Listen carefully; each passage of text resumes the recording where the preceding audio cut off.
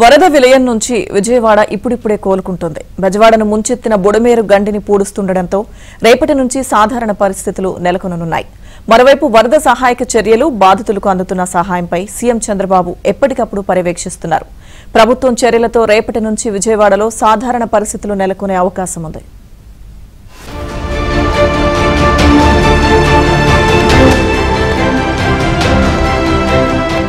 బెజవాడను వరద ఇప్పుడిప్పుడే వేడుతోంది. వరద బాధితులకు సహాయక చర్యలు కూడా ముమ్మరమయ్యాయి. నిన్నటి వరకు ఉదయం అల్పాహారం, మధ్యాహ్నం, సాయంత్రం భోజనం అందించిన ప్రభుత్వం నిత్యావసర వస్తువులను సచివాలయాల ద్వారా అందిస్తోంది. సచివాలయ సిబ్బంది పోలీసు బందోబస్తుతో ఆధార్ కార్డుల ఆధారంగా బాధితులకు ఇంటింటికి వెళ్లి అందిస్తున్నారు. బియ్యం, నిత్యావసర వస్తువులను మొబైల్ డిస్ట్రిబ్యూటింగ్ యూనిట్ ద్వారా అందించేందుకు ఏర్పాట్లు చేశారు. వేర్వేరు ప్రాంతాల్లో ఉన్న ఈ ఎండియు వాహనాలను విజయవాడకు తీసుకొచ్చి మొత్తం 100 సచివాలయాల నుంచి సరుకులు నింపి వార్డులకు పంపారు. సివిల్ సప్లైస్ కమిషనర్ వీరపాండ్యన్ నిత్యావసర వస్తువుల పంపిణీని పర్యవేక్షిస్తున్నారు. అన్ని ప్రాంతాలకు వీలైనంత త్వరగా నిత్యావసర వస్తువులు అందాలని సీఎం చంద్రబాబు ఆదేశించారు.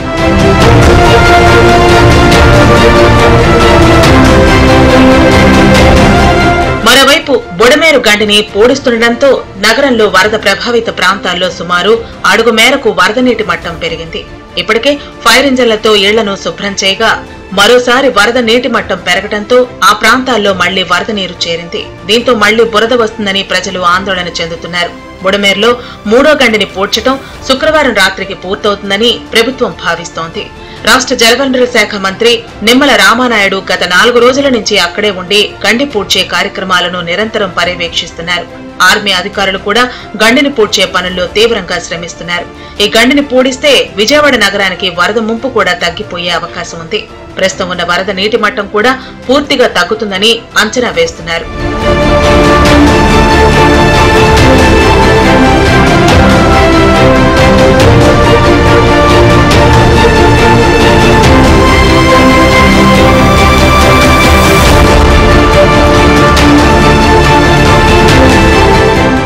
వరద సహాయక చర్యలపై ముఖ్యమంత్రి చంద్రబాబు ఎప్పటికప్పుడు అధికారులతో సమీక్షిస్తున్నారు. విజయవాడ వరద పరిస్థితిపై క్షేత్రస్థాయిలో పర్యటనలు చేస్తున్నారు.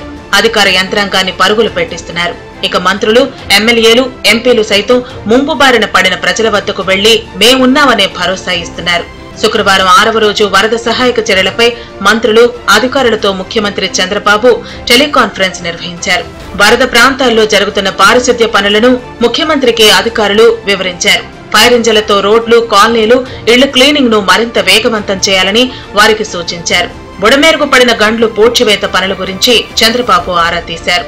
వరద ప్రాంతాల్లో కరెంటు సరఫరా, టెలిఫోన్ సిగ్నల్స్ పునరుద్ధరణ, ట్యాంకర్లతో తాగునీటి సరఫరా వివరాలను అధికారులను అడిగి సీఎం తెలుసుకున్నారు. సీఎం చంద్రబాబు శనివారం కూడా విజయవాడ కలెక్టర్ కార్యాలయంలోనే ఉండి వరద సహాయక చర్యలను పర్యవేక్షించనున్నారు. ఆయన కలెక్టర్ కార్యాలయంలోనే వినాయక చవితి పూజ చేయనున్నారు. విజయవాడలో వరద ముంపునకు గురైన ప్రాంతాల్లో జనజీవనం సాధారణ పరిస్థితులకు చేరుకునే వరకు అక్కడే ఉంటానని, అధికారులు కూడా అప్రమత్తంగా ఉండాలని సీఎం చంద్రబాబు ఆదేశాలిచ్చారు.